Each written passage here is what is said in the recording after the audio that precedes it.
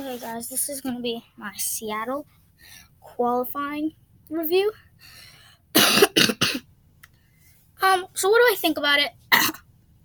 Personally, the course is on that side, but the amount of stardom of this episode just brings it up to a whole new level. So hence, I think it's probably my favorite qualifying out of all 6 of them, just because of seeing Jesse Graff alongside Sean Bryan, Lance Pekus, Jake Murray, and of course Jeff Britton making his return, and of course he falls on the balance obstacle, broken bridge, which I feel like I could have seen that coming in a sense. It's like he's just an average ninja when it comes to balance obstacles, if not under average. Because I mean, look at his falling record. He's pretty much only fallen on balance, stamina, endurance type obstacles when you really break it down. So yeah, but yeah, I just liked it. I think sometimes there's many reasons in that why I would and wouldn't like an episode, and again, the course is not what breaks it up. It's the amount of ninjas and seeing how many of the top you see. And just like always episodes, there's some episodes they couldn't fit into the editing process, but still, it was just nice to see. And you might think with the amount of these top competitors and how they're able to show the majority of those top competitors I just named, and yet still able to feature in some good new faces like Sandy Zimmerman, the Green Brothers,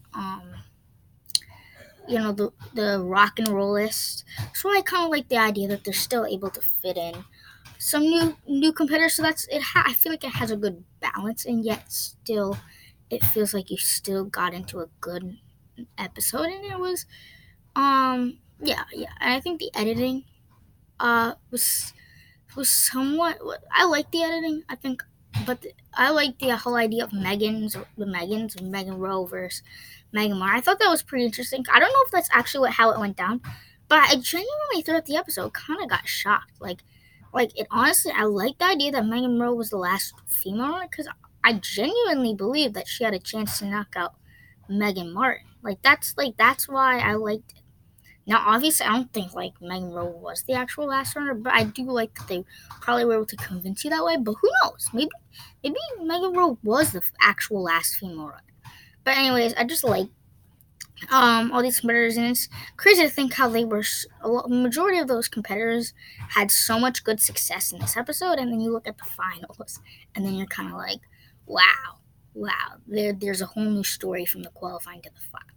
But yeah, a lot of the big names were all featured, and yet they did pretty well. Jesse Graff finished, Jake Murray finished, Lance Pekus finished, Sean Bryan finished, and the Power Tower.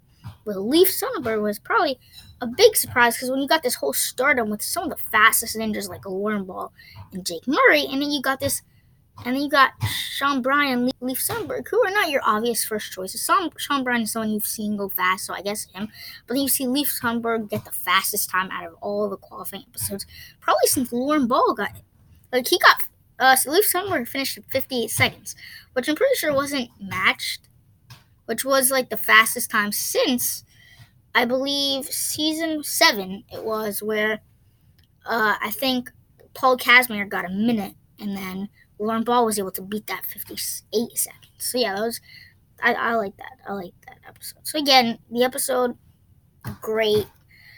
I have to say though, the finals was just better, and just I don't know why. It's just able to fit more ninjas in. But again, it's still, I really like the qualifying. This is a qualifying episode, so I really could appreciate that too. So stay tuned for more videos coming right at you. I really did like this episode.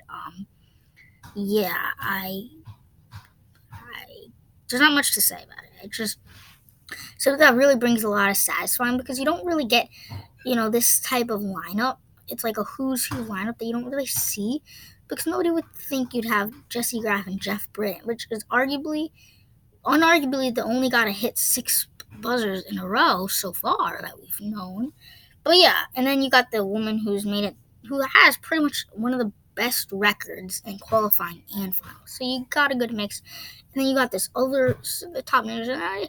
Just the more stardom is also could be a good or bad thing because it could be bad in the sense that there's a lot of good names that they had to cut because of how many good names, or it could be a good thing because you get to see a lot more top ninjas all crammed into one episode. It doesn't feel crammed; it just feels like one big name after another, which is also an exciting thing to see. Stay tuned for more videos coming right after.